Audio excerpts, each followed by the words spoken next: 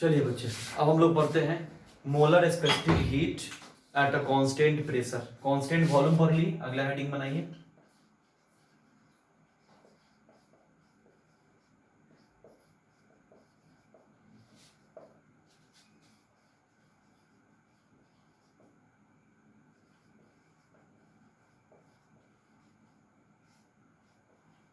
Molar specific heat at a constant pressure मतलब CP.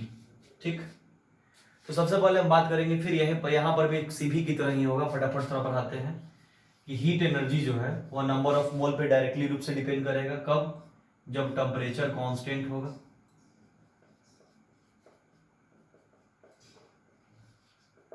दूसरा वही कि हीट एन जो है वह चेंज इन टेम्परेचर पे भी डायरेक्टली रूप से डिपेंड करेगा। कब? जो नंबर ऑफ मोल कांस्टेंट होगा। हम सीधी में सब बात तोड़ करके फिगर के साथ बताए हैं, इसमें थोड़ा जल्दी जल्दी लिख रहे हैं। ठीक, इसमें कोई दिक्कत? अब दोनों को फिर वैसे ही कंबाइन कर देंगे तो Q proportional N del T हो जाएगा। प्रोपोर्शनल हटा के इक्वल टू का साइन देंगे तो कोई कांस्टेंट आएगा, तो सीपी एन डेल टी हो गया, यानी Q equal to CP N del T हो गया। इसमें तो मेरे समझ से कोई दिक्कत नहीं है।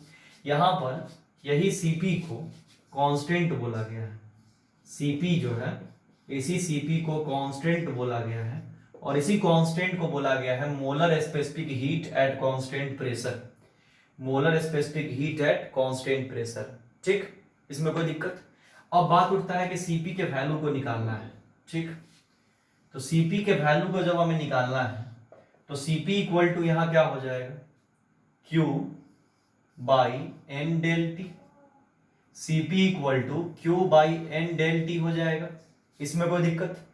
फिर वही कहानी पुराना कि एन इक्वल टू अगर हम 1 मान लें, डेल टी इक्वल टू अगर हम 1 मान लें तो सीपी इक्वल टू क्यू हो जाएगा।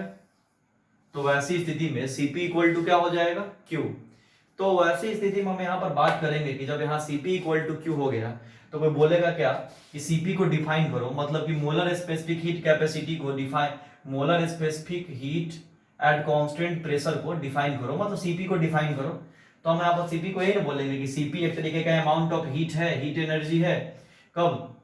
जब यूनिट मोल के लिए यूनिट डिग्री ऑफ टेम्परेचर दिया जा रहा है कि नहीं? तो इसी बात को यहां तक पहले नोट कर लो, फिर इसी बात को जगह हम लिखवा देते हैं।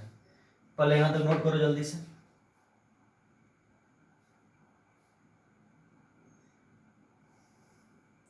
यहां तक नोट कर लिए, तब लिखना यहां से स्टार्ट करिए। सीपी का डिफिनेशन लिखिए कि molar specific heat at constant pressure. लिखिए molar specific heat at constant pressure. Molar specific heat at constant pressure is defined as amount of heat, defined as amount of heat required, amount of heat required to rise the temperature of, to rise the temperature of unit mole, to rise the temperature of unit mole of gas, unit mole of gas by unit degree, by unit degree at constant pressure, by unit degree at constant pressure। ठीक है, चलिए अब इस यहां तक जब आप लोग नोट कर लिए तो इसी में बात को आगे बढ़ाते हैं, गौर करिए। अब हम लोग सबसे पहले यहां पर क्या करते हैं कि आइडियल गैस इक्वेशन से चलते हैं। इसमें तो मेरे समझ से कोई दिक्कत नहीं होगा। तो सबसे पहले हम लोग आइडियल गैस इक्वेशन या रुक जाओ, आइडियल गैस इक्वेशन से पहले फर्स्ट लॉ ऑफ थर्मोडायनेमिक्स में लेके चलते हैं, वहीं से कॉन्सेप्ट को स्टार्ट करते हैं। लिखते हैं कि from first law of thermodynamics,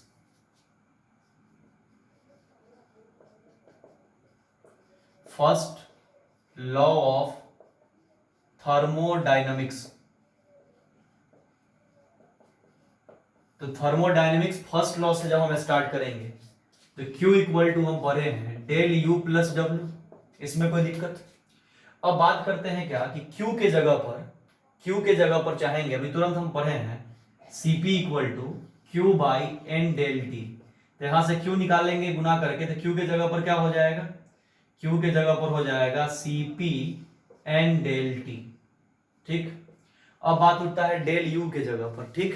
तो बात उठता है कि डेल यू के जगह पर क्या लिखेंगे, तो इंटरनल एनर्जी तुरंत हम आप लोग को molar specific heat at constant volume में हम पढ़ाए हैं कि डेल यू इक्वल टू क्या होता है, N C V del T. आप सीवी वाला फॉर्मूला को देख लो, उसमें del U equal to internal energy लिखा गया हुआ है N C V del T, ठीक। और वर्क इक्वल टू आपको हम फर्स्ट लॉ ऑफ थर्मोडायनेमिक्स में पढ़ाया है कि वर्क डन कैसे कैलकुलेट करते थे, पीवी ग्राफ से, यानी कि प्रेशर इनटू वॉल्यूम, तो पी डेल वी, ठीक। इसमें कोई दिक्कत। अब यहां से यहां तक मुझे आपको कोई दिक्कत नहीं है। अब यहां से हम आइडियल गैस इक्वेशन को यूज करते हैं, इसको हम इक्वेशन फर्स्ट मान लेते हैं। अब यहां से हम यूज कर रहे हैं फ्रॉम आइडियल गैस इक्वेशन। तो ideal gas equation PV equal to N R T होता है। तो पीवी इक्वल टू जब एन आर टी होगा तो दोनों तरफ अगर चाहे तो डेल लगा दे, तो P del V equal to N R del T लिख सकते हैं। अब हम इसको पी डेल वी के जगह पर इसको इक्वेशन फर्स्ट में पुट कर देते हैं। तो जैसे ही इक्वेशन फर्स्ट में हम पुट करेंगे इसको,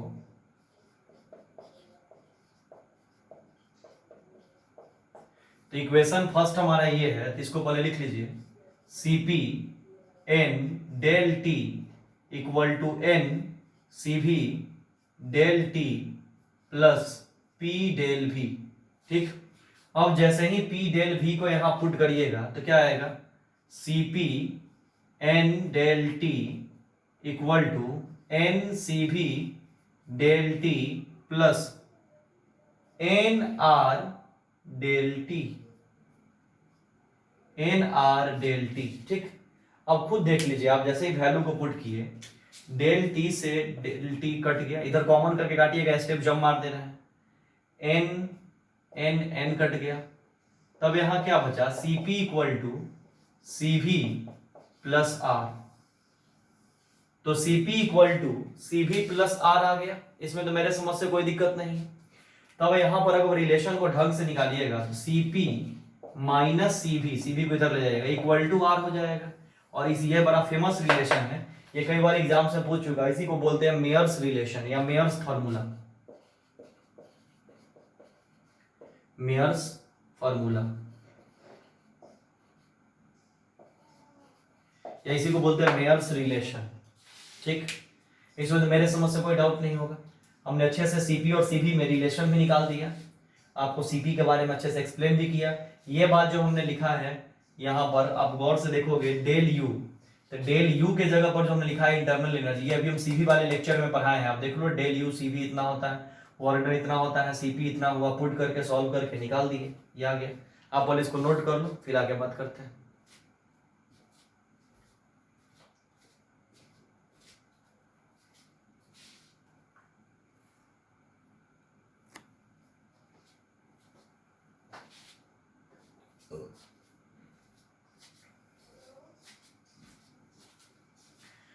अब आप इसी में गौर करोगे, इसमें अगला हम हेडिंग बना रहे हैं फर्स्ट लॉ ऑफ थर्मोडायनेमिक्स में ही, सॉरी फर्स्ट लॉ कर रहे हैं molar specific heat at a constant pressure में ही। अब इसको डिग्री ऑफ फ्रीडम के टर्म में लिखेंगे, किसके टर्म में लिखेंगे, डिग्री ऑफ फ्रीडम। तो अगला हेडिंग बना लो कि specific heat of a gas, specific heat of a gas at a constant pressure, specific heat of a gas at a constant pressure in terms of degree of freedom. Heading बना लीजिए, specific heat of a gas at constant pressure in terms of degree of freedom. मतलब कि CP को degree of freedom में लिखना है, किसको, CP को डिग्री ऑफ फ्रीडम में लिखना है। तो सबसे पहले आप गौर कर लो, आपको हमने पढ़ाया है सीवी, तो सीवी इक्वल टू आपको हमने पढ़ाया है एफ आर बाई टू, कोई दिक्कत। सीवी इक्वल टू जब आपको हमने एफ आर बाई टू बढ़ा दिया, इसमें तो कोई दिक्कत। अब सबसे पहले आप गौर कर लो सीपी सीवी में रिलेशन, तो CP equal to CV plus R हम आपको पढ़ा चुके हैं। अब यहां गौर कर लो सीपी, सीवी क्या यहां पुट कर दे F R by two plus R, अगर यहां लिख दे, इसमें कोई दिक्कत, तो खुद सॉल्व कर लो इसको। तो सीपी इक्वल टू यहां आर अगर कॉमन कर ले तो आर कॉमन करके क्या हो जाएगा, F by two plus one, यानी सीपी इक्वल टू क्या आ गया, R into F by two plus one. कोई डाउट, पहले आप इसको नोट करो फिर आगे बात करते हैं।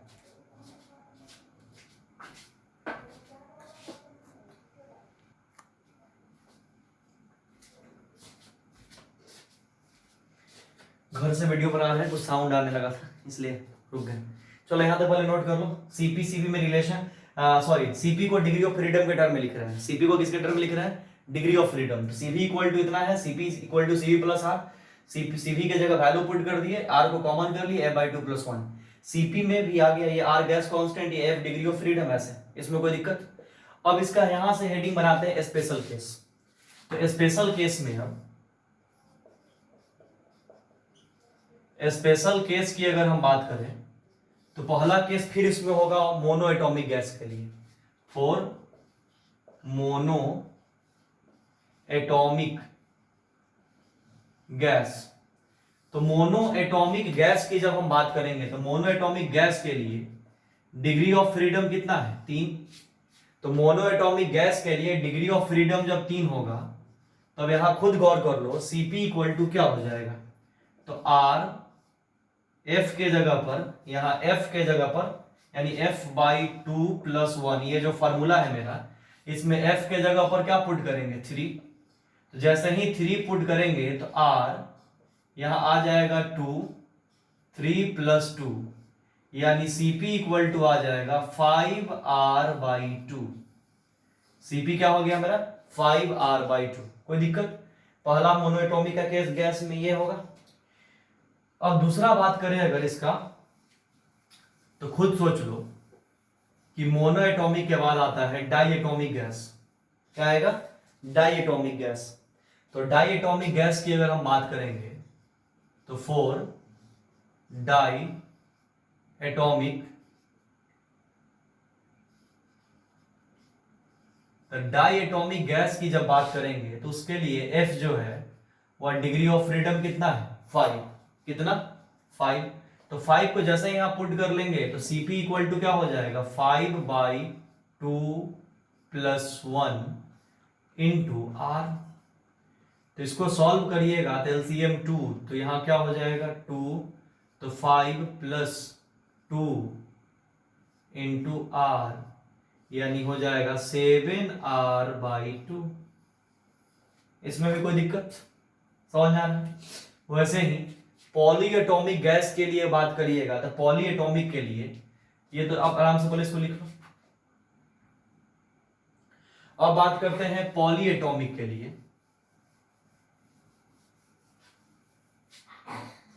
तो पॉली एटॉमिक के लिए अगर बात करें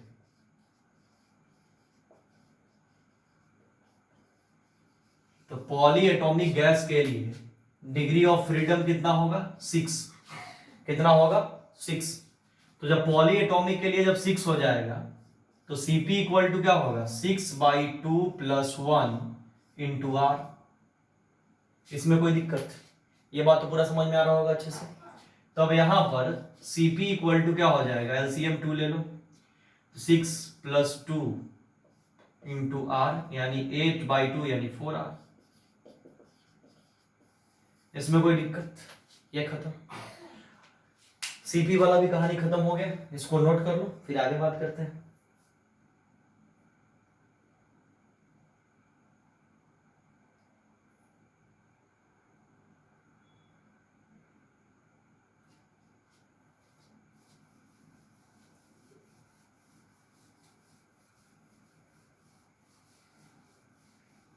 चलो अगला हेडिंग बना लो, एडियाबैटिक कांस्टेंट।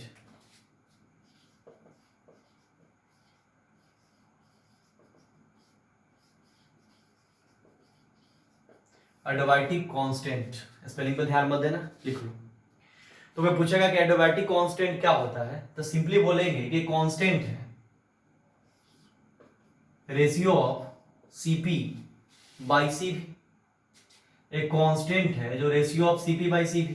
Cp को क्या बोलते हैं? Molar specific heat at constant pressure, और Cv को क्या बोलते हैं? Molar specific heat at constant volume. मतलब कि molar specific heat at ratio of molar specific heat at constant pressure to the molar specific heat at constant volume, इसी को बोलते हैं एडियाबैटिक कांस्टेंट। बहुत बेसिक है। चलो तो इसका एडियाबैटिक कांस्टेंट हेडिंग बना के पहले डिफिनेशन लिखो। लिखो कि the ratio of a specific heat, the ratio of a specific heat capacity ratio of specific heat capacity at a constant pressure, at a constant pressure, at a constant pressure and constant volume, and constant volume is called adiabatic constant. ठीक, और इसको लिखता हूं। ठीक, अब इधर गौर कर, इसको डिग्री ऑफ फ्रीडम के टर्म में अगर ले चले तो सीपी के लिए भी तुरंत हमने फॉर्मूला निकाला है, R इंटू एफ बाई 2+1, और सीवी के लिए हमने डिग्री ऑफ फ्रीडम के टर्म में फॉर्मूला बताया था FR/2। ठीक, इसमें कोई दिक्कत? अब आप इसको सॉल्व कर लो तो यहां पर ये कैंसिल हो जाएगा RR, ठीक ना, RR कैंसिल हो जाएगा और इसको F ऊपर चला जाएगा, ये 2 इधर चला ऊपर चला जाएगा, F यहां रह जाएगा। इसको जब आप सॉल्व कर लीजिएगा पूरे को तो सॉल्व करने पे आएगा ये यहाँ, तो सॉल्व करके ये निकलेगा R, यहाँ पर R से तो R कैंसिल हो जाएगा, 2 ऊपर चला जाएगा, F यहाँ आ जाएगा, तो सॉल्व करेंगे तो आ जाएगा 1 + 2/F, 1 + 2/F। जगह कम है, डायरेक्ट लिख दिए हैं, आप खुद इसको सॉल्व कर लो, इसको सॉल्व करोगे तो ये फॉर्मूला निकल जाएगा 1 + 2/F। इसमें तो कोई डाउट नहीं है, ये बात तो समझ में आ रहा है। चलो, अब यहां पर भी वही कहानी, स्पेशल केस। जैसे यहां पर भी स्पेशल केस में पहला केस वही होगा कि अगर हम मोनोएटॉमिक के लिए लेंगे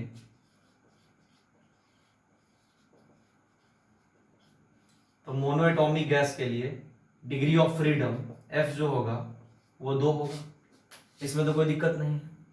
मोनोएटॉमिक है ना, 3 होगा।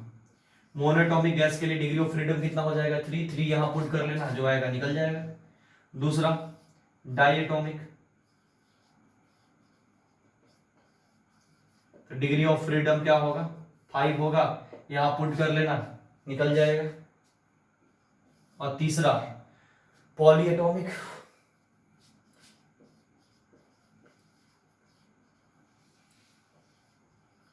तो इसके लिए डिग्री ऑफ फ्रीडम 6 होगा, पुट कर लेना, निकल जाएगा।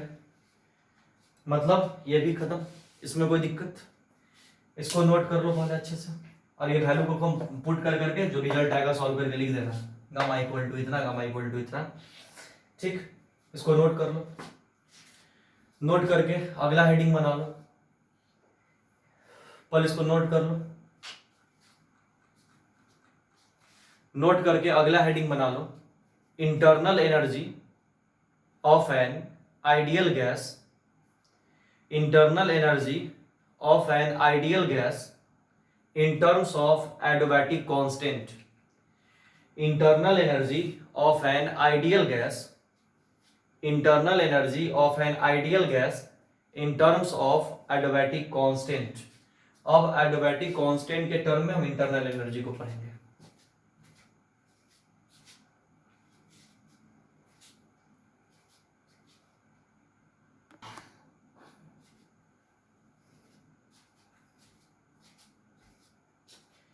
चलिए अगला हेडिंग बना लिए आप लोग कि internal energy in terms of adiabatic constant, internal energy in terms of adiabatic constant. अभी मेयर्स फार्मूला से हम पढ़े हैं Cp minus Cv equal to R, पढ़े हैं Cp minus Cv equal to R। और अभी एडियाबैटिक कांस्टेंट इक्वल टू हम पढ़े हैं Cp/Cv। इसमें कोई दिक्कत? अब मान लो कि अगर इसको हम इक्वेशन फर्स्ट मान लें, ठीक, अब यहां पर 2 फॉर्मूला, Cp इक्वल टू क्या हो जाएगा? गामा Cv,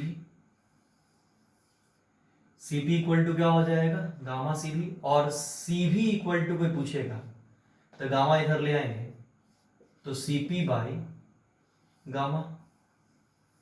ठीक, इसमें कोई डाउट? पहले हम क्या करते हैं, इस फॉर्मूला में Cp को पुट कर लेते हैं। किसको पुट कर लेते हैं? Cp को।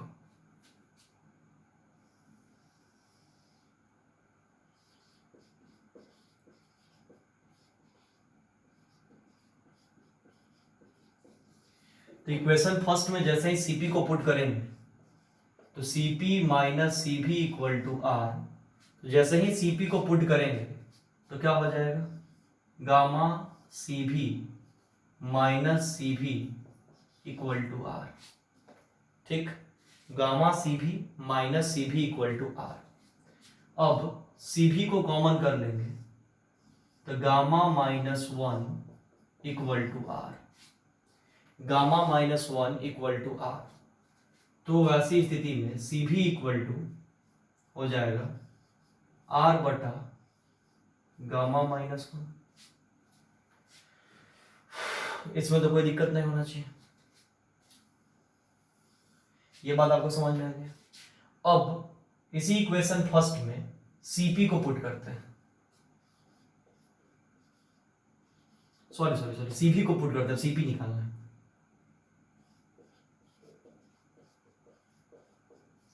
तो इक्वेशन फर्स्ट में जैसे ही पुट करेंगे तो यहां पर क्या हो जाएगा, सीपी माइनस सीवी के जगह पर आर बटा गामा माइनस अल्फा लिख दिया, सॉरी यहां पे सॉरी गामा को सॉरी आप सही है, सीपी गामा माइनस 1 यहां इक्वल टू आर।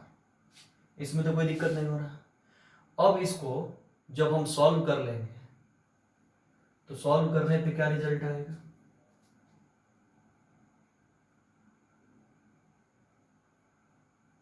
कुछ गड़बड़ पुट कर दी है, सीवी को पुट करना था ना, ये वाले सीवी को, ये वाला सीवी को यहां पुट करना था, सॉरी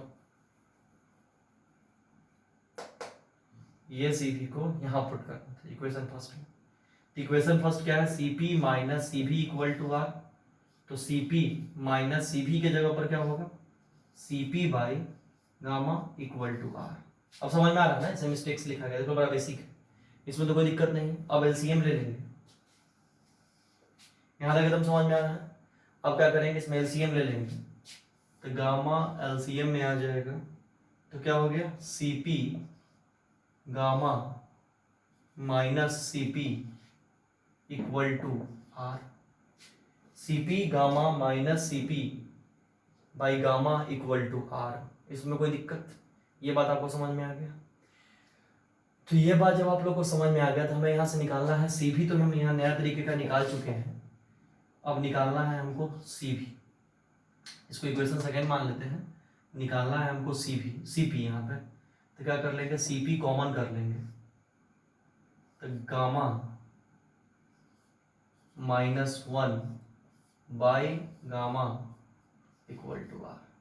इसको इधर इसको भाग में ले जाएंगे तो सीपी इक्वल टू क्या आ गया, R gamma by gamma minus 1। इसको मान लिए इक्वेशन थर्ड। थोड़ा अच्छे से देख लो भाई, ऐसे लिखने में थोड़ा गड़बड़ी हो गया था, एक बार अच्छे से देख लो, इसमें मेरे समझ से कोई डाउट नहीं होना चाहिए, ये समझ में आ रहा होगा, देख लो और स्क्रीन को पॉज करके लिख लो।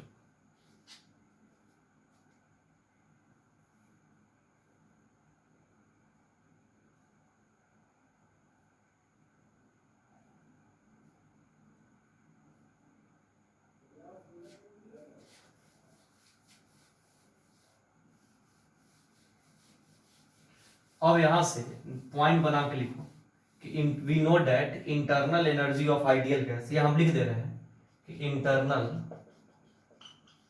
एनर्जी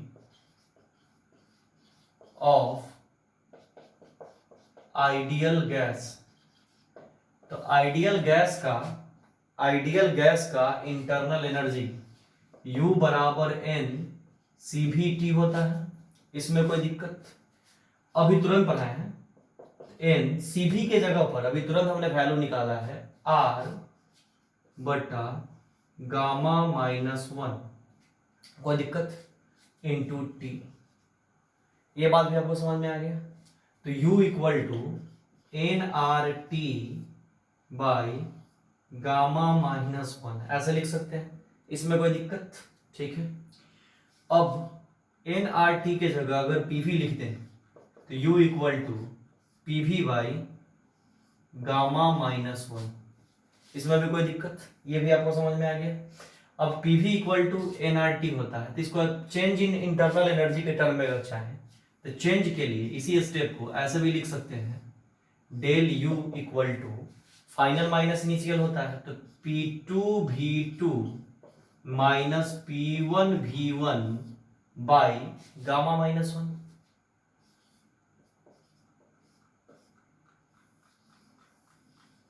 ऐसा हम लिख सकते हैं, इसमें तो कोई दिक्कत नहीं होगा। ये आपका खत्म।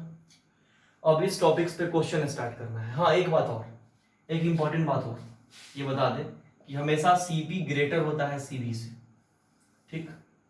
मतलब molar specific heat at constant pressure जो होता है वो हमेशा ग्रेटर होता है molar specific heat at constant volume से। ये क्यों होता है, कैसे होता है, इसको एक क्वेश्चन के जरिए हम तुरंत अभी एक्सप्लेन करते हैं। बाकी ये बात खत्म हो गया, इस टॉपिक पर हमको क्वेश्चन करना है, पहले आप इसको नोट कर लो, फिर क्वेश्चन करते हैं।